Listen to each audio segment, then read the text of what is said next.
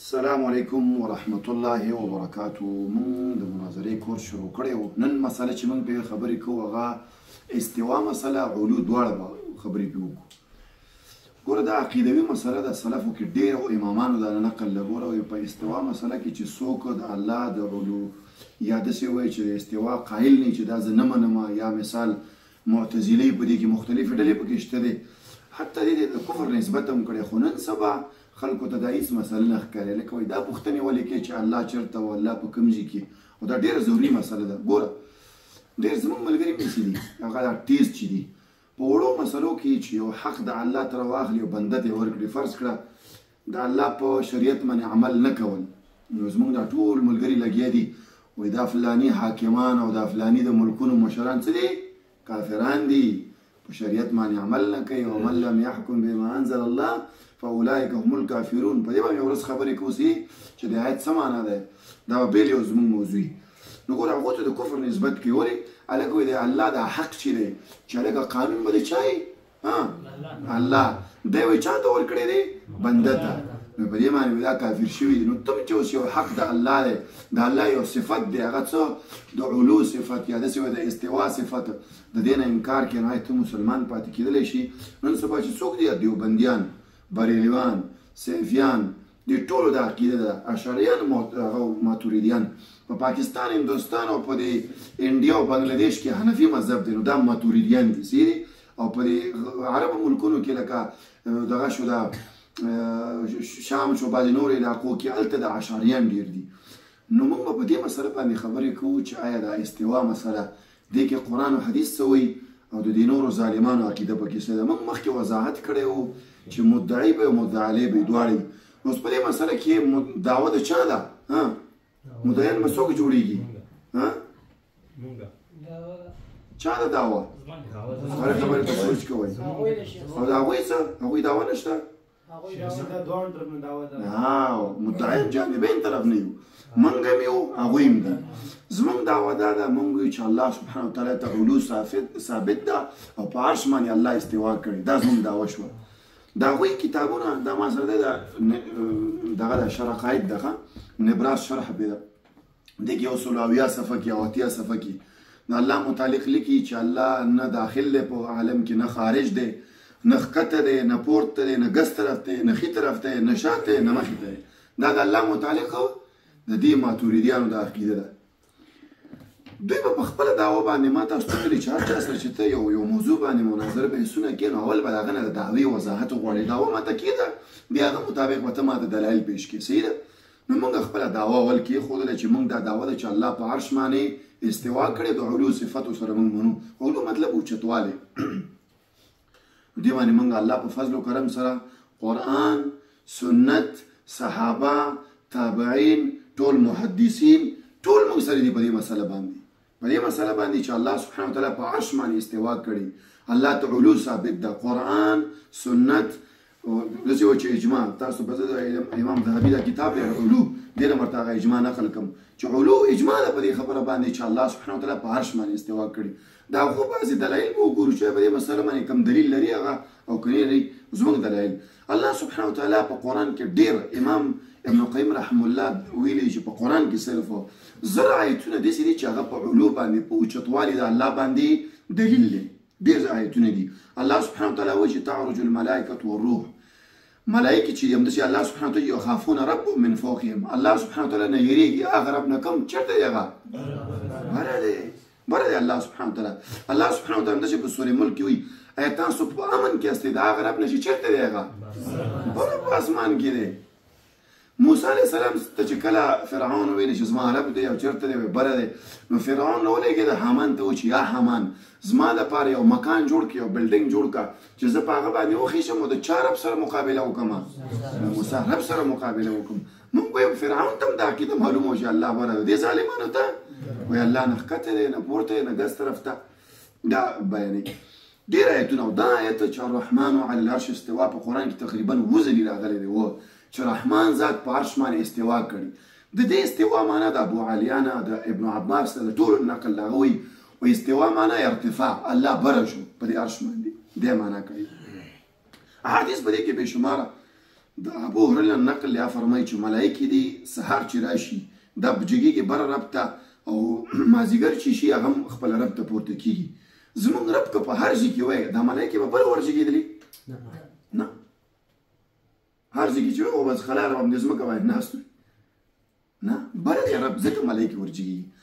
نبي علیه السلام ته یو صحابي راغی چې زما وینځه ده ما ووهله او زه اوس غواړم چې ازاد یې کړم. نبي صلی الله علیه وسلم ته چې تې راوله ما ته هغه ورته وایي چې این الله، الله چېرته دی؟ مسلم کې دا روایت دی وایي فی السما، سما اطلاق کله په بره والي باندې کېږي چې بره دی. نبي صلی الله علیه وسلم چې دا ازاده که ازاده که ځکه دا مؤمنه ده. څه ده؟ مؤمنه ده، مؤمنه ده ځکه ازاده که دا هغه ایمان یې په شي باندې معلوم و. خلک وایي دا خبرې ضرور نه چې ته پوښتنه کوه چې این الله، الله چېرته دی؟ نبي علیه السلام دې پوښتنه اول څه کوي؟ این الله چېرته دی الله؟ توحید الوهیت ربوبیت اسماء و صفات دا ضروري دی. ګوره په دې توحید کې مکې مشرکین هم اختلاف نه کاوه چې الله رب دی خالق دی رزق هغه ورکوي. دا مکې مشرکین هم منو ده که نه منو ده؟ قرآن کې الله فرمایي وایي ته دې مشرکین نه پوښتنه وکړه چې چا پیدا کړی ته؟ ولیقولن الله، وایي دوی به چې الله زه پیدا کړم رزق هغه راکوي. نبي علیه السلام یو صحابي سره ناست ورته ویلي وایي جاهلیت کې به چې تاسو باندې کله داسې تکلیف راغی کوم رب ته به هم چغې ولې؟ هغه ویل کوم رب ته؟ بره په اسمانونو کې چې دی نو په دې توحید هغوی هم اقرار کو. مشکل په دو توحیدو کې هغوی وو. دی نه منو ده چې د یو رب عبادت دې وشي، تنها عبادت دې الله وشي په اسماء او صفاتو کې. وایي رحمان څوک دی؟ مونږ خو رحمان نه پېژنو، د الله دې اسم دغه به یې کو نفي به یې کوله. همداسې نبي علیه السلام فرمایي یو ورځ یې د ذوالخویسره و نبي علیه السلام داسې تقسیم کاو نو هغه ورته ویلي چې اعدل یا محمد، ای محمد صلی الله علیه وسلم دا کوه عدل کوه شی تقسیموه. ذوالخیسره او خوارجي و هغه ورته چې محمد انصاف کوه شی دی صحیح تقسیم نه کړه. نبي صلی الله علیه وسلم ورته ویلي چې هغه رب چې بره په اسمانونو کې دی هغه ما امین ګڼي، ما ته وحي رالیږي او زه تاسو ته رالیږم او تاسو په ما باندې اعتراض کوئ. نو رب یې څه ته وښوده کوم رب و؟ نبي صلی الله علیه وسلم فرمایي تاسو رحم کوئ په ځمکه والا باندې، تاسو باندې به رحم کوي څوک؟ نو کې چې کوم رب دی په ځمکه کې نه چې په ځمکه کې کوم رب دی، هغه رب چې په اسمانونو کې دی هغه په تاسو باندې رب کوي ادا کوي رحم به په تا باندې کوي. همداسې نبي علیه السلام فرمایي وایي د نبي سلم بیبي وه زینب رضی الله عنها، هغې به ویلي وایي ما ته الله فضیلت راکړی په څه باندې راکړی دی چې زما نکاح فوق 7 سماوات د 7 اسمانونو بره رب العالمین زما نکاح وکړله. زید سره د هغې نکاح کې وه، زینب او زید رضی الله عنه دواړو نکاح کړې وه، د دواړو طلاق وشو. الله په سورې دغه کې د دې حکم راولېږه چې نبي دا ښځه ته به طلاق واخلي نو نکاح کې واخلي. نو الله د دوی دا نکاح په فوق 7 سماوات په اسمانونو بره دا نکاح وکړله. بېشمار ادله ده. کتاب د العلو د امام ذهبي کې تاسو وګورئ دې کې تقریبا 4 احادیث دي وړي مرفوع احادیث چې الله سبحانه وتعالی چېرته دی؟ رب زمونږ په اسمانونو کې.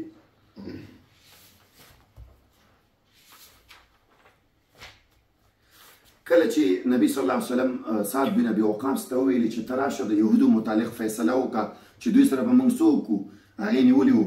نو هغه ویلي چې دوی دا مشران چې دي بالغ روی باسه سټونه دې ورته وه. نو نبي اسلام ورته وویل ته لقد حکمت فیهم بحکم الملک من فوق 7 سماوات، تا په دوی باندې داسې فیصله وکړله کومه فیصله چې د اسمانونو بره رب زمونږ دی د هغه فیصله وه. چا فیصله وه؟ 7 سماوات بره زمونږ رب دی هغه فیصله وه. ډېر روایت دی په دې مسله کې. زه دا خبره ځکه اختصار د وجه نه دا کتابونه تاسو هغه ته رجوع کولی شئ. العلو د امام ذهبي دی، دې کې تقریبا 48 مرفوع روایتونه ډېر وړي دي. دې باره کې چې اجماع ده چې لکه الله سبحانه وتعالی چې دا په عرش باندې دی، اجماع ده د صحابهو ده. دغه نقل دی د اسحاق بن راهوین، هغه وایي اجماع د اهل العلم انه فوق العرش، وایي الله سبحانه وتعالی فوق العرش د اجماع په دې خبره باندې د صحابهو د تابعینو د ټولو چې الله سره فوق العرش. ګوره د صحابهو اجماع څنګه ده؟ الله سبحانه وتعالی وایي چې الرحمن علی العرش استوى، رحمان ذات په عرش باندې استوا کړي. ګوره که د دې آیت مفهوم معلوم نه وای دې باندې صحابه نه پوهېدلی څه پوښتنه به یې کړې وه د نبي صلی الله علیه وسلم نه څه پوښتنه به یې کوله چې الله وایي چې زه په عرش باندې مې استوا کړې، نو د مقلدینو په شان ته به یې ویلي چې استوا څه ته وایي یا رسول الله صلی الله علیه وسلم دا څه الله کړي دي؟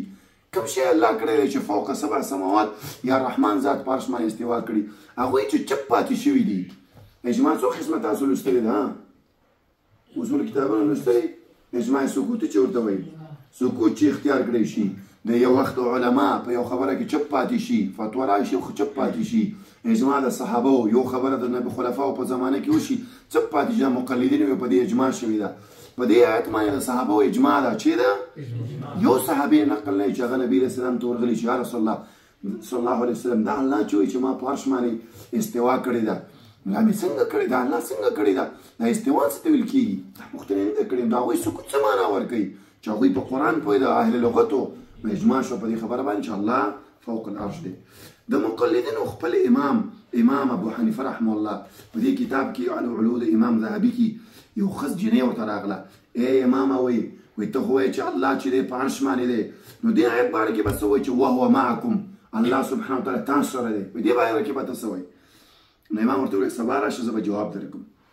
چې سبا راغله ورته ویلي وایي دا داسې دی لکه موږ چاته خط لیکو که نه، یا په پښتو کې محاورة العرب ورته ویل کېږي، دا قرآن چې د عربۍ په محاوره کې نازل شوی، محاوره په یو ژبه کې که نه، لکه ستا ملګري په کراچۍ کې هغه چا سره لانجې جنګ ته ورته یریږه ما څه زه در سره یم، ته چېرته ناست دی؟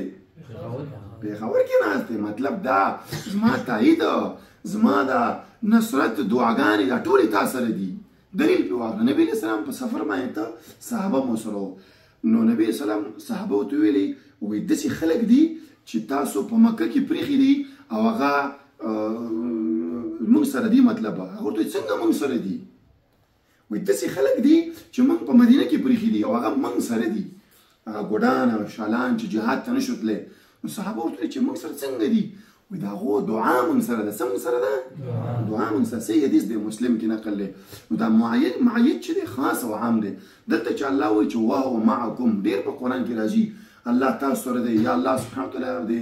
دغه باره کې ویلي ده سوره توبه کې نبي علیه السلام او ابوبکر چې په غار کې وو، الله سبحانه وتعالی وایي لا تحزن ان الله څه معنا ده؟ چې الله موږ سره په غار کې نعوذ بالله څه معنا؟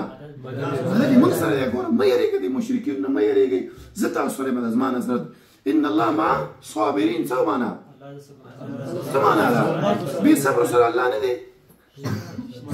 دې آیت هغه ورته ویلي امام ابو حنیفه ورته وایي داسې نه ده، دې معنا ده چې زما نصرت تایید تا سره دی. دا یو روایت شو. بل ابو موتی بلخي نه نقل دی، و امام ابو حنیفه ویلي وایي چې یو کس وویل چې لا اعرف ربي فی السماء فی الارض، وایي زه نه پوهېږم یو کس داسې وایي چې زما رب په اسمان کې دی که په ځمکه، وایي فقط کفر، وایي دا کفر یې کړی دی کس. ولأن الله تعالی یقول، وایي الله سبحانه وتعالی وایي چې الرحمن علی العرش استوى، رحمان ذات په عرش باندې استوا کړې ده. و بیا که داسې وایي چې زه نه پوهېږم، وایي زه پوهېږم چې عرش باندې، خو په دې نه پوهېږم چې د عرش چېرته وایي، دا هم کافر دی، دا هم کافر دی. ولې په حدیثو کې دا خبره واضحه نه ده. موږ ته وایي تاسو امام صاحب نه منئ. څوک نه منئ؟ امام صاحب څوک نه مني؟ دوی نه مني. د امام صاحب په عقیده کې دشمنان دي، دوی باندې اعتراض کوي. وایي دا خو ابو موتی بلخي نقل کړې ده، دا روایت دلته ګوره دلته پکې دی، او هغه خو وایي ضعیف دی. چې دی نو موږ وایو ګوره ناشنا ظلم هم شروع کړی دی. ستاسو دا هدایه، ستاسو فتاوا علمګیري، ستاسو قدري، د دې ټولو سند شته دی؟ فتاوا علمګیري 800 کاله بعد د امام صاحب نه لیکل شوی، هدایه 600 کاله بعد، قدري هم داسې، او ټولو باره کې څه وایي دا چا کتاب دی؟ امام صاحب کتاب دی. نه په منځ کې سند 800 کاله تیر شوي او هغه مني، او چې دې سند شته په دې باندې مې اعتراض شته.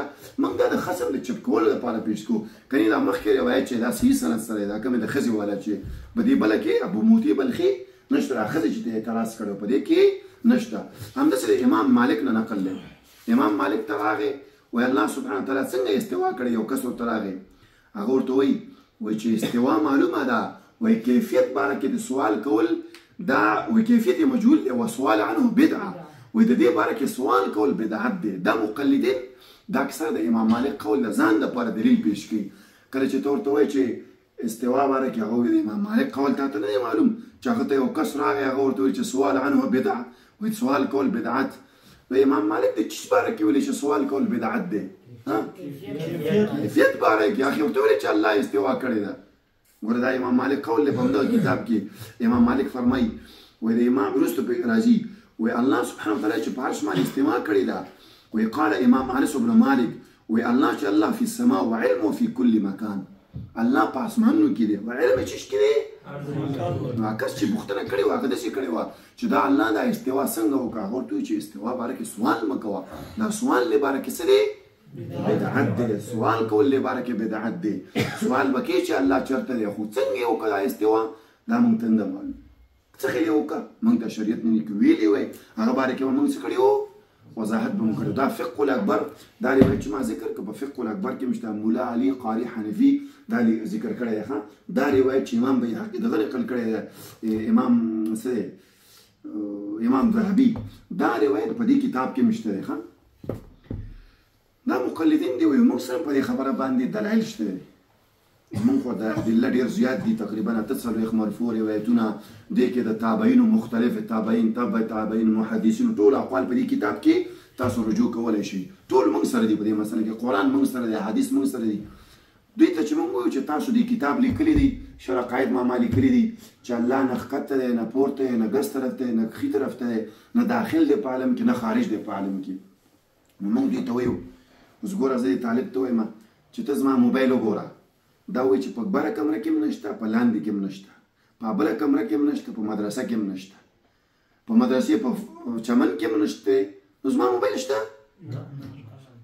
هېڅ نشته دا د معدوم شي صفت دی ته چې یو چا ته وایي چې نشته هغه صفت چی هلکه تا ته وایي چې طالب ورک شوی دی ته یې په سپینه وړۍ کې مې مولاټه او په بوټ کې مې مولاټه په تاکال کې مې مولاټه او په دغه کې مې ورپسې لاړم تموالو ته هم لاړم دا صفت شو نو چې الله نه ښکته دی نه پورته دی نه ګس طرف ته نه په داخل دی عالم کې نه دا چې صفت دی نش صفت دی تاسو خو بیا دهریان هستئ د داسې رب عبادت کوئ چې هغه نشته ښه په دې عقیده باندې موږ ته یو آیت خو پیش کړم زه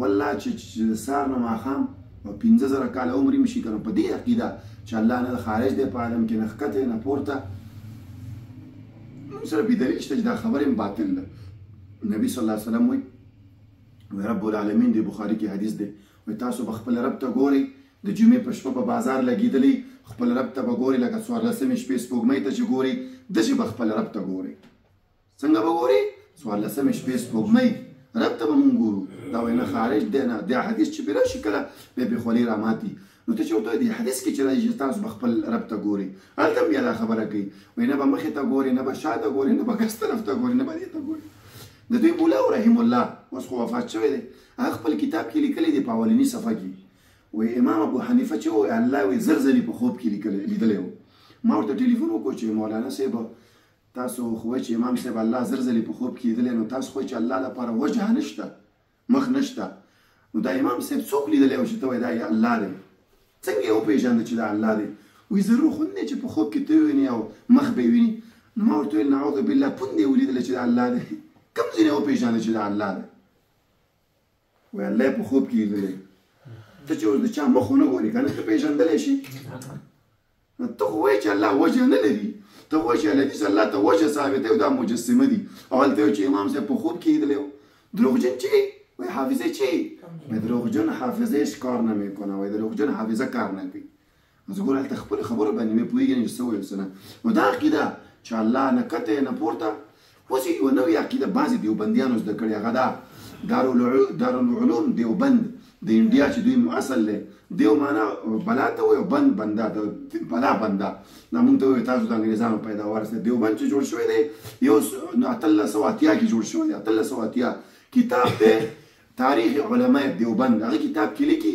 وایي جب یہ مدرسہ بن رہا تھا اہل هنود نے ہمارے ساتھ مدد کی و هندوانو موږ سره چنده وکړه مدرسه چې جوړېدله دا مونږ ته وایي تاسو د انګریزانو پیداوار هستئ دغه کتاب کې لیکي وایي رشید احمد گنگوی چې وکنو وایي انګریزانو ګیر که ورته ویل ته زموږ په خلاف جهاد کې هغه ورته ویل نه نه بھائی هم تو تسبو والے لوگ ہیں مونږ خو یې تسبو والا خلک یو ستاسو په خلاف به مونږ چېرته جهاد کوو همدغه کتاب ته WH هنټر لیکلی دی هغه وایي the people who fought us most هغه خلک چې موږ سره ډېر جهاد وکړه those were وهابیز وایي دا وهابیان چې ورته خلک وایي دې خلکو موږ سره کلک جهاد وکړه او دا ظالمان څه وایي یعنې چا پیداوار دی د دوی خپله کتاب تاریخ علماء دیوبند هغه علما چې د انګریزو سره جهاد کړی دی اولنی نوم یې پکې امرتسري راوستلی څوک او دا یې لدیس عالم وایي غټ جهاد چې ورسره کړی دی دا ظالمان هسې پروپاګنډې کوي نو دغه دیوبند چې په انډیا کې د هغوی فتوا ده. چاته سوال کړی دی چې کیا الله هر جگہ ہر چیز میں اللہ ہے؟ نو جواب ورکړي چې جی ہاں ہر چیز میں اللہ، ہر جگہ اللہ. نعوذ بالله من ذلک. موږ ته وایي تاسو چې الله منئ چې عرش باندې دی، وایي دا څه وکړه؟ مکان هم ورته ثابت کړه. او دوی چې وایي چې په هر ځای کې دی، دا مکان نه دی، دا هر ځای مکان نه دی. نعوذ بالله من ذلک. د دوی په دې قول کې د الله غټه بېعزتي ده. په دې کمره کې ما سره الله دی، الله څومره غټ رب دی او په دې کمره کې دی راګیر کړ. رب العالمین هغه رب چې ملایکې چې عرش د هغه نیولې 4 ملایکې د غوږونو نه تر دې اوږو پورې او یا زره کاله د هغو مزل دی. د ملایکې دومره غټې دي د غوږ نه تر دې ځای پورې هغه ملایکې چې عرش نیولې او یا زره کاله مزل به وکړي د غوږ نه به یې دې ځای پورې ورسېږي او هغه رب ته په دې کمره کې دی رابند کړ. دا بعضې خلک به وایي چې نه دوی داسې خو نه وایي. کتاب د فضائل اعمال په 650 صفحه کې لیکي وایي ایک پیر بیت الخلا نہیں جاتا تھا. وہ یو پیر با بیت الخلا تک نتلا ولے وہ ادھر اس کو اللہ کا نور دکھائی دیتا تھا. وہ بیت الخلا کے بورد اللہ نور کاری تھا. رشید احمد گنگوی قول نقل کرے وہی جو میں ہوں وہ تو ہے، میں اور تو خود شرک در شرک ہے. اللہ بارے کی ہوئی دوی دا وحدت الوجود عقیدی په دې به ورس خبرو کو شو دی بندیانو عقیدی من بارے کی وجه تاسو علماء لیکلي چې انبیاء زنا کی یو دا کی تاسو دا غندو ګوري جوابونه دې کتاب کې لیکلي چې الله ما کې داخل کی. رشید احمد گنگوی لیکي وای خپل کتاب دی ګوره تذکرۃ الرشید وای ایک زانیه تھی، زانیه زناکاره ښځه وه. وای پیر ورته ویلي چې آجاو شرماتی کیو ولې شرمېږې ته؟ وای زناکار یې ورته ویلي چې میں خو زناکار ہوں اور میں نے زنا کیا ہے. هغه دې شرمېدله. وای پیر ورته ویلي وای شرماتی کیو کرنے والا بھی ہو کروانے والا بھی ہو. اعوذ بالله من ذلک. وای کیم الله او کولو والا مع الله دی. نعوذ بالله من ذلک. ګوره کېدای شي دا ظالمان وایي چې دوی خو دا مانند ده. هغه زناکاره ښځه چې هغه بې پوه شوله هغه ورته ویل چې تم جیسے پیر کی منہ پر میں پیشاب بھی نہیں کرتی. وایي ستا په شانتې مردار پیر په مخ باندې زه امتیاز هم نه کومه. ته الله باره کې داسې خبرې کوې. نو د دوی دا عقیده چې الله په هر ځای کې دی دا مردار عقیده ده، د ګند نه ډکه او د الله ته د سپکاوۍ نسبت دا کوي. دې باره کې وګورو دلیل سره څه دی. د عقیدې په مسله کې خاص دا یو خبره زده کوي. کله چې چا یو دلیل پیش کړو طور دی چې ما نه دې مسله کې د صحابو یو تفسیر هم پیش کړ، حدیث یې که پیش کړ یا که آیت یې پیش کړ.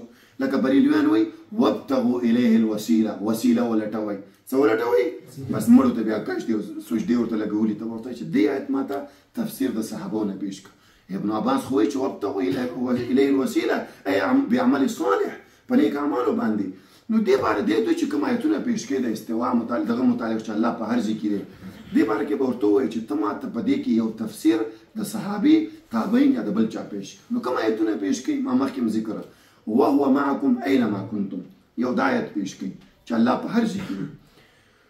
امام احمد ته چا ویلي چې ته وایي چې الله په عرش باندې استوا کړې ده، نو دې آیت سره به څه کوې؟ لکه امام ابو حنیفه قول چې موږ مخکې ذکر کړه هغه ورته وایي چې اقرأها من قبل وبعد، دا مخکې وروسته دې ولوله. دا آیتونه چې چېرته هم تاسو وګورئ چې الله نږدې دی او د الله دی هغې کې به سمیع بصیر علیم دا خبرې به پکې. دا آیتونه چې چېرته هم راځي که نه سمیع بصیر علیم دا ټولې خبرې به پکې. دې آیت معنی دا دی چې وهو معکم اینما کنتم. تاسو سره د څه شي په لحاظ باندې؟ علم په لحاظ باندې. نحن اقرب الیکم څه معنی؟ الله موږ ته د شرک نه ذات په لحاظ نږدې دی، علم په لحاظ باندې نږدې دی. دا قرآن محاورة العرب کې نازل شو، محاوره کې موږ دا خبره کوو. بعضې خلک نه ایجنسیانو دغه والا تا ته وایي چې ګوره زما د نظر شي لاندې. د ساده مثال دا کیمرې موږ لګولې د مدرسه کې دي، زه په کور کې ناست یم ګوره ښه او ما دلته طالبان معلومیږي چې شي لاندې زه ورسره یم. نبي علیه السلام بي وایي زه او نبي علیه السلام یوه ښځه وه، زه د ښځې نه دومره لرې وم لکه دا ګیټ. وایي دې ښځې نبي علیه السلام سره پټ خبرې کولې او الله سبحانه وتعالی د دې دا خبرې واورېدلې فوق 7 سماوات. چېرته؟ 7 اسمانونو بره. سوره مجادله کې چې آیت دی زهار متعلق الله وایي هغه آیت نازل کړ. نو الله چې وایي چې وهو معکم دې معنا ده چې زما فتحه نصرت زما تایید دا تاسو سره دی. دا نه چې د الله د ذات په لحاظ باندې دی. لکه دا آیت هم وایي چې ولله المشرق والمغرب اینما تولوا فثم وجه الله. دلته وایي وایي ګوره الله وایي هر ځای کې دی. دا آیت یو معنا دا ده چې هر ځای کې دی الله سبحانه وتعالی چې هر ځای کې ته مخ وړې، یو معنا دا ده چې ګوره دا مونږ چې دی که نو که تا نه قبله خطا شوله الله ته ودرېږه، خپل اجتهاد وکړه، هر طرف ته الله دی، مطلب رب العالمین ته ګوري، د هغه د نظر لاندې ته.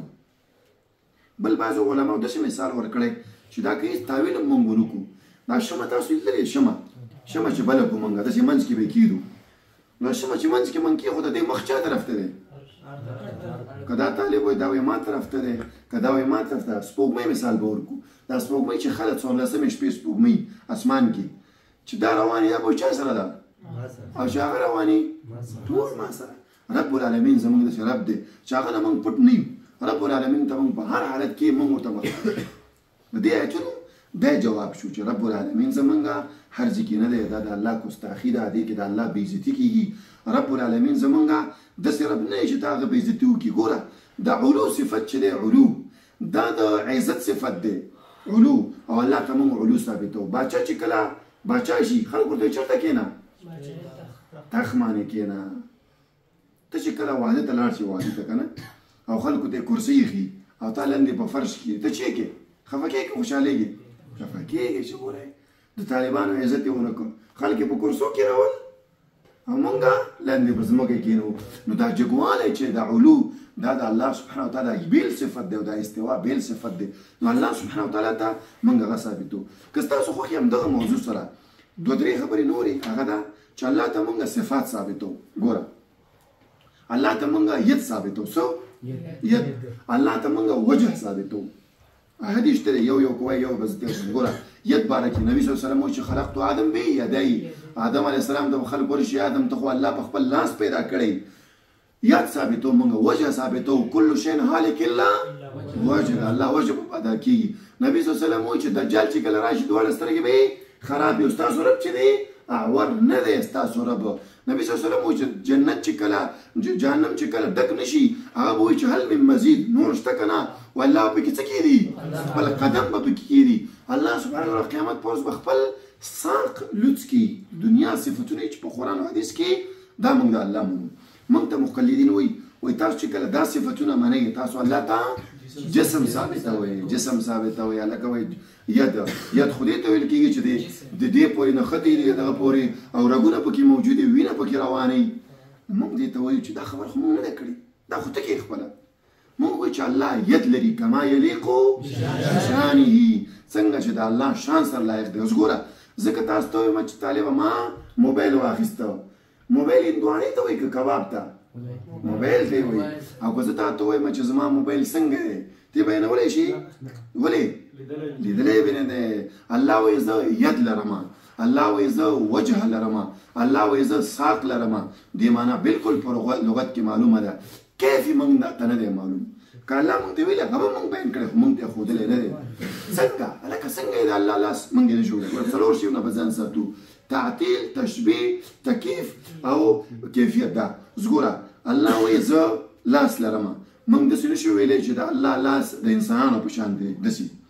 داسې هم نه شو ویلی چې الله لاس دی داسې دی. دا هم نه شو ویلی. ګوره هم مشابهت نه ورکوو چې د انسان په شان دی داسې، او یا داسې ورته نه شو ویلی. ورته هر چا لاس جدا جدایي. ماشي هم لیدلی دی، ماشي وایي لاس یې لګولی دی. خپل غوا ګډه بیزه هم لیدلی ده. هر شی لاس لري که نه؟ دا کرسۍ لاس ته یې لري که نه؟ هلکه وایي لاس ته یې ونیسه کرسۍ یو شانتې ده. وایي چې الله که وایي ته الله ته ید ثابت کو، نو ید خو یې دې ته وایي چې دې کې به رګونه یو دی. مونږ دوی ته وایو چې مقلدینو ماماګانو تاسو وایي چې الله الحی دی، منې دوی که نه چې الله ژوندی دی؟ حی د چا صفت دی؟ منطق یې هم لوستلی دی. حی چا ته ویل کېږي؟ ګوره حی اوس دا چې ما کې به روح هم موجودي، سا به مخلمه، دا به کوم که نه؟ نو ته چې وایي چې الله حی دی نو ته خو مجسمه شوي. الله ته دې روح هم ثابت که، هر څه دې ورته ثابت که، ته مجسمه نه شوي. روح چا ته ثابتو مونږه؟ حی چا چې روح پکې موجودي. نو ته چې وایو چې اوس الله حی دی، نو الله دپاره دې جسم هم ثابت که، مازغه دې ورته ثابت که. حی چا صفت دی چې مغزه مو لري، عقل مو لري، دا ټول یې الله ته ثابت که. وایي نه وایي مونږ داسې حی ثابتو کما یلیقو، زمونږ لاس کما یلیقو بشانه. ها دوی وایي چې الله لیدل کوي اورېدل هم کوي. څه کوي؟ اورېدل کوي. نو موږ ورته وایو چې لیدل خو په دې کېږي چې سترګې ولري او سترګې خو مخ سره نښتي دي، مخ خو د جثې سره نښتي او جثه بدن سره نښتي. وایي نه الله لیدل کوي. څنګه چې زمونږ ناشنا دوی یو بام او دوه هوا داسې دغه دی. دوی دا ماتوریدیان چې دی الله ته صرف اته صفتونه مني. څو؟ سمع، بصر او حی او بعضې نور دا مني. دا دغه مني، دغه صفت دا مونږ وایو که نه چې الله موجود دی، دا وجود مني دوی. مطلب دا ذات صفت ورته وایي، دا الله ذات دی. دوی وایي که چې دا الله ذات هغه ته ویل کېږي چې یو شی وجود ولري. مونږ دا خو مشابهت ورکړه الله د انسان سره. وایي نه هلته څه وایي؟ دا کتاب دی دا د امام ابو حنیفه رحمه الله. موږ وایو چې هغه یو سلفي عالم و. هغه وایي امام ابو حنیفه وایي وله ید ووجه، وایي الله دپاره لاس هم شته دی، وجه هم شته. فما ذکر الله تعالی فی القرآن، لکه څنګه چې الله سبحانه وتعالی په قرآن کې ذکر کړي دي وجه والید والنفس. فهو له صفات بلا كيف، ولا صفتنا دي كيفية من نبأ وبيانه. ولا يقال زي سنوي ما إمام سيبوي كأن يد قدرة وإذا يتشد قدرة دي ونعمة أو نعمة دي، لأن فيه إبطال صفته وذيك صفتنا باطل كي. إمام سيب تشاف عقيدة زمان بعقيدة كما عقيدة شو مغلرو دقة إمام سيبين كري دوي تشكله توي الله وي چې بل يداه مبسوطتان. الله په قرآن کې وایي چې زه دوه لاسونه لرم او دا فراخ دي. دوی وایي چې دې معنا څه ده؟ الله وایي دوه قدرت لرم. ید معنا څه اخلي؟ دا خو تسنیه ده، دا معنا خو نه جوړېږي. دا الله دوه قدرت دي، دا څه معنا جوړېږي؟ تسنیه څه معنا؟ الله خو ډېر قدرتونه دي. تسنیه نه جوړېږي چې ید دغه دې واخلي. ګوره آدم علیه السلام د خلکو شي قیامت په ورځ چې آدم تا ته الله فضیلت درکړی چې ته په خپل لاس جوړ کړی. حدیث کې راځي چې درې شیانو ته الله فضیلت ورکړی په خپل لاس یې جوړ کړي دي. قلم غالبا یو آدم علیه السلام بل شی هم دی. نو مثال که دلته موږ ید په معنا د قدرت واخلو. څه؟ قدرت واخلو. نو وایي کوم فضیلت ثابت شو آدم علیه السلام ته؟ زه هم په قدرت ثابت کړی یم، پیدا کړی یم. هغه معنا د ید ده. ید معنا به موږ واخلو، معنا به موږ بیانو. بعضې وخت کې دا مقلدین اوس زده شوي، نن سبا یې دا طریقه زده کړې. وایي سیدې موږ استوا منو، ید منو، خو ترجمه یې نه کوو. موږ څنګه نه کوو؟ موږ ورته ولې نه کوي ترجمه؟ مکه کیسه کوي، وایي که دا ترجمه وکړه دې نه خو جسم ثابت دي، هغه ثابت دي. موږ ورته چې بیا د بصیر او سمیع دې ترجمې ولې کوي؟ هغه هم مه کوه. حی ترجمه ولې کوي؟ هغه هم مه کوه. هغه هم جسم ثابت دي که نه، هغه ته ترجمې کوي او دې کې نه کوي. نو دا خبره هم باطله ده. دا شوي دي ترجمې د دې الفاظ د صحابه او د سلفو ټول نه دا نقل دي. دې کې دا خبره کول چې ید په معنا د قدرت. ګور دا عقیده په زده کوي په اسماء او صفاتو کې. یو لفظ دی دوه یا درې معناانو ته شامل دی. ید په معنا د لاس هم دی، ید په معنا د قدرت هم راځي په عربي لغت کې. موږ به کوم ځای کې چې ید په معنا د یدو هغه به اخلو، خو که چېرته داسې راغی چې په یو ځای کې ید په معنا د قدرت هم واخیستل شو سره د دې نه چې هغه اصلي معنی موږ اخلو، نو هلته موږ قدرت هم بیا منو. ولې خبرې ته فکر کوئ، دا مقلدین هم بیا دوکه کوي په بعض ځایو کې. موږ یو لفظ دی هغه وضع شوی دی، اصل وضع یې څه دپاره شوي؟ ید څه دپاره شوی دی؟ لاس دپاره. خو ید په معنا د قدرت هم دی. هلکه وایي د فلاني لاس خلکو سره دی. چیو سره دی؟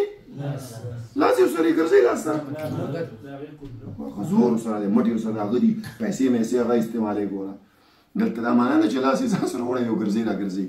نو هلته په پښتو لغت کې هم دا شته دی. نو زمونږ ید منو، ید صفت دا اصل وضع دې لپاره دې لفظ دپاره شو ید. خو دغه ید که کوم ځای کې سره دې نه دا صفت د ید موږ منو، په بل ځای کې د قدرت معنا مو اخیستل شوه، هغه به جایز وي. لکه الله سبحانه وتعالی په قرآن کې وایي والسماء بنینا والسماء بأیدین. دلته به څه معنا اخلو؟ بقدرت معنا یې که واخیسته څه خبره نه ده دلته چې دې ځای کې بقدرت معنا اخیستل لا جواز لري. سره دې نه چې اول به ته څه کوې؟ د ید صفت دا به منې، دا به نه چې هغه پې نفي کړي او بس دا پکې ومنې، نه خبره به کمزوري. نو د دوی د عقیده چې الله سبحانه وتعالی په هر شي کې دی او په هر شي کې الله موجود دی، یا نه الله داخل دی په عالم کې، نه خارج دی په عالم کې، نه کته یا نه پورته دی، دا یو باطله او بې ځایه او د ځان جوړ شوی عقیده ده. دې کتابونو ته تاسو رجوع کوئ انشاءالله. یو العلو د امام ذهبي دی، دې کې بس که دا مو ولوستو بس دا کافي دی انشاءالله. خاص کر د شیخ الباني مختصر ده، لږ د غیر تخریج هم د بعض روایتو کړی، دا ډېر مزیدار دی، دا ځان ته راواخلئ. کوم سوال یې کولی شي انشاءالله. د موضوع متعلق کوم ملګري سوالي؟ حضرت مولانا استواء على العرش موږ دا مثال وکړو چې اينما تولوا فثم وجه الشم مثال.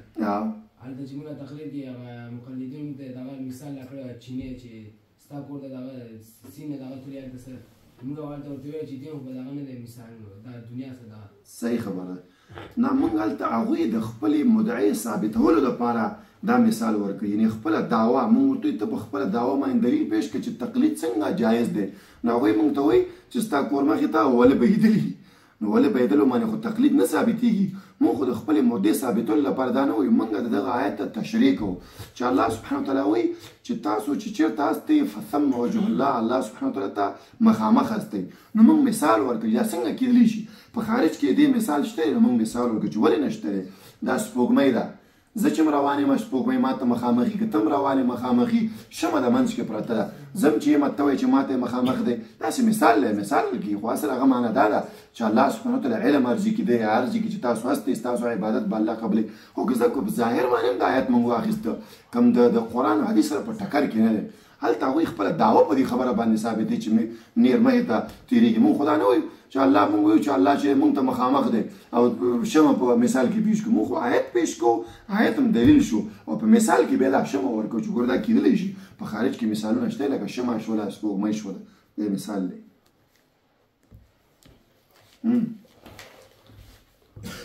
حضرت مولانا تاسو دومره مخالفین سره نه مخ کېږئ او دومره مسله ولې څومره ضروري مسلې دي. علماو په دې باندې بسته کتابونه لیکلي دي. العلو امام ذهبي په 2 کتابونه لیکلي، یو علو دی یو بل کتاب یو دی، هغې پې لیکلي دي. خو ضروري مسلې دي، د عقیدې مسلې دي. ګوره دا ما او تا چې اهل دي چې موږ تاسې له خبره هېڅ مسله نه ښکاري، تاسو به لا نن وایئ چې دې ته یې لا راغوښتي وو. دا دومره ضروري مسلې دي. الله بندګانو دا عقیده ده، عقیده چې الله متعلق د عقیده جوړه نه وکړو نو الله دې جنت ته نه داخلوي. د اسماء او صفات اوس ګوره دا دومره آیتونه تقریبا په دې کې 48 حدیث دي. څو 48 دا مقلدین نه مني. 48 حدیث دا وړه مسله ده. دې کې تقریبا آیتونه 12 پکې آیتونه دي، دا ټول مقلدین نه مني. فوقیت د الله بس قرآن کې ذکر کوو نه مني. دا وړه مسله ده، غټه مسله ده، خو موږ او تاسو څه ښکاري نه. شیخ رحمه الله چې سوال کړی چې الله که چېرته په عرش باندې شي نو یا به د عرش غټ یا به وړوکی، که غټ وي بیا خو الله عرش نه غټ نه شو چې وړوکی به راځي.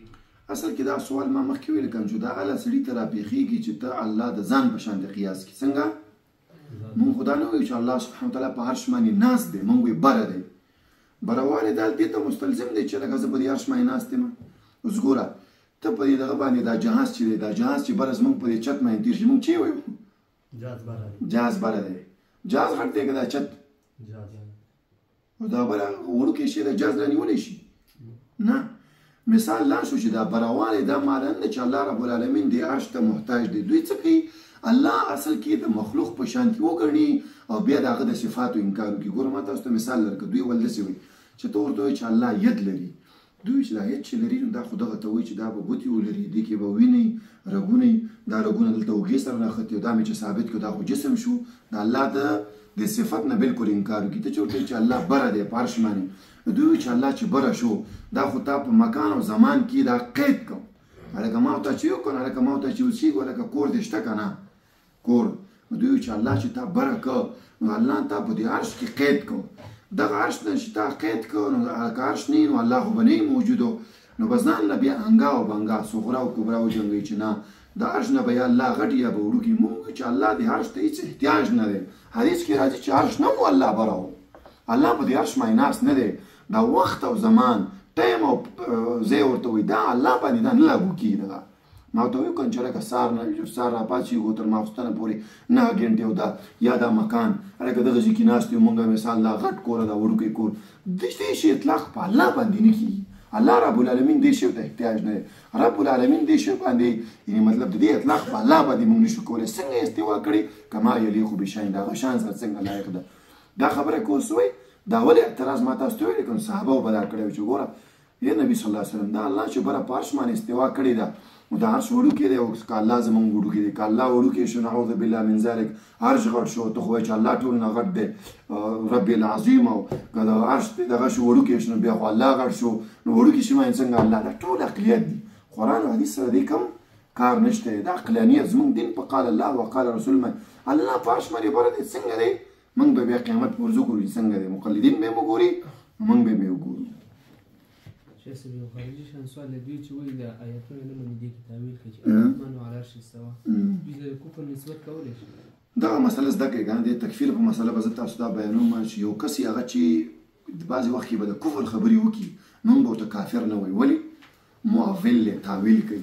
خطا شوی دی چا پې زور کړی دی کافر دغه دی معشوم دی مثال یا مثال په نشه کې هغه د تکفیر موانع معول تاویل کوونکی خبره خو د دوی د کفر دا د قرآن نه انکار کوي خو هلته شبهې ورته غورځېدلي شبهه څنګه هلکه وایي مونږ که الله ته ید ومنو یده نو دې نه خو به جسم ثابت شي او که جسم ثابت شو دا خو مونږ مجسمه شو نو بس د صفت نه بلکل انکار وکړو نو مونږ ورته کټانس بدعتیان وایو کافر نه شو ویلی ځکه هلته تاویل کوي معولین دي خو په ځان باندې دوی وویلي شیخ الاسلام ابن تیمیه رحمه الله به خپل وخت بدعتیانو ته ویلي چې ای بدعتیانو دا تاسو چې کومې خبرې کوئ دا که زه وکړم نو زه به پرې کافر شم خو تاسو کافر کېږئ نه ځکه جاهل هستئ بې علم هستئ نو دوی هم دا کار کوي قرآن باندې سخته مقابله شروع کړې ده خو دې کتاب کې یوه ورځ درته ووایم دې کې لیکي وایي دا انبیا چې دي وایي دې باره کې به دا عقیده لري دا چې دوی قبل النبوت صغیره ګناه قصدن کوي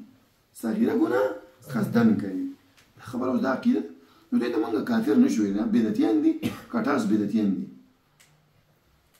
شیخ صاحب چې انسان په قیادت د الله رب العالمین نه مني د انسان څه حکم دی چې نه مني په قیادت د الله رب العالمین چې نه مني بدعتي ده بدعتیان هم بیا دوه قسمه دي ګوره یو پخوا تېر شوي دي جهمیه هغوی هم نه منو ده هغوی بالکل انکار کوي چې نه منو د ایتونه نه منو بالکل دا نه منو پوره داسې هغه د انکار په شکل کې دوی معولین دي تاویل کوونکي دي تاویل کوي نو تاویل یې هر تاویل ته اعتبار هم نشته دی دا تاویل د بدعي تاویل دی دې ته کوم اعتبار نشته دی نو موږ ورته بدعتیان ویلی شو دغه نه دي مطلب کافرانو ته نشو ویلی بدعتیان دي کټاس مبتدي خو په ځان باندې دوی ویرېږي الله ته که مخامخ شو موږ د ډېر احتیاط د وجې نه که نه چې تکفیر په مسله کې سړی احتیاط وکړي بعضې وخت کې ته یو کس به د کفر لایق نه وي ته پې لګولي بس بیا به هغه شي امام احمد چې هغه به ویلي چې خلق القرآن قایل چې څوک دا کافر دی چې قرآن مخلوق دی او هغه وخت باچایان چې وو هغه ته به هغه بیا کافر نه ویلي مونځ به یې ورپسې کوه ځکه هغه به ویلي چې دا د خپلې مولیانو تېر باسلی دی دا دی هغه به یې کول نو ګوره په دې کې فعل او فاعل منځ کې فرق کول پکار دي فعل څه ګوره هلکه که چا د کفارو سره مدد وکړو کافر کېږي چې کېږي اوس که احمد دا کار وکړو ته فتوا لګې ولې ما مخکې موانع د تکفیر درس به انشاءالله کو دا اورې انشاءالله ډېره فایده ورته وکړي ولې ګوره نبی صلی الله علیه وسلم صحابي او حاتب بن بلتا نبی علیه السلام ته خبر راغی چې دوی خط لیږلی د مکي مشرکینو ته سیرت کې به دا واقع اورېدلي چې نبی علیه السلام در روان دی او حمله در باندې کوي او بس زما ښځه او ماشومان هلته دي هغه ته څه مه وایي نبی علیه السلام ته الله وحي وکړه ښځې پسې علي رضی الله عنه کسان ولېږل خط یې ترې راواخیسته چې راواخیسته حاتب ته وایي چې یا حاتب ولې دا کار وکړه اول ورته وایي چې ای کافره چېرې ورته ویول دا کار دی ولې وکړه د الله نبي دی ګوره ټولو ته معلومات شته اول تا ته ښایي چې ګوره سمدستي ګوره ټوپک دې مه تاوه چې کافر هم ورته د اسلام نه ووتلی قتل جایز دی موږ وایو چې یې هم کول اول نه اول به مو ګوره دغه ته ورکړی انګر ته چې هلک تېره کړه کس را روان دی او بیا هم دغه ته نیولی او څټ به هم ترې پرې کړی وروسته هم بیا سوچ کوو چې دا خو بېګناه و وروسته بیا موږ پښتانه چې وایي اول ډز کوو بیا سوچ کوو نبي صلی الله علیه وسلم چې ولې دې دا کار وکړو حاتم ورته څه وایي چې یا رسول الله صلی الله علیه وسلم ما کفر نه دی غوره کړی د اسلام په مقابله کې چې اسلام په مقابله کې نبی علیه السلام ورته وایي چې حاتم خبره دې رښتیا ده الله آیت نازل کړ چې یا ایها الذین آمنوا لا تتخذوا اليهود والنصارى الله ورته څه خطاب وکړ اول کې یا ایها الذین آمنوا ایمان یې ورته ویلی جنګ دی د احد جنګ دی د بدر دی احد دی کې زه خطا شم او کافر دی هغه نوم رانه یاد دی دغه عتبه دی کې څوک دی نو د مشرکینو مشر دی دا بلال ولید بلال سره په مکه کې غلام و دا ویل که نن ته رانه بچ وي که نو بس بچ کېږي رانه تورې ورپسې واخیسته منډه دې کې عبدالرحمن بن عوف دا کس ولید دا مشرک یې ولیده دا بلال ورپسې منډې وي هغه ورته ویلی وایي ته داسې چل وکړه په ځمکه باندې وغورځېږه دی مشرک ته یې ویلي او زه به ورباندې په سیره داسې څملمه نو بلال به دې د پاسه نه په توره نه شي وهلی ځکه زه به دې بچ کوم اوس ګوره جنګ دی حربي دی د نبي علیه السلام قتل پسې راوتلی او صحابې څه کوي موږ به څه کول اول به م شکایت وګورئ نبي علیه السلام کس کافر شوی دی اسلام نه وتلی دی غټ د کافرانو مشر بچ کوي ما نه یې بچ کاوه مرتده کافره داسې کته پورته 200 فتوې به ما اول په صحابي لګولې وي او بیا به م په دواړو ګزار کړی و ځي توره به م ولې وهلم سر صحابي ولې بیا لکه موږ وایي او صحابي څه کوي کوشش کوي چې ګزار پې کوي خو داسې کوه هغه داسې پروت و دا پې لندې و نو دا تورې داسې داسې په وخل لندې دی خېټ دی وروستلی چې لندې دی ورومه هغه یې مردار هم کا کس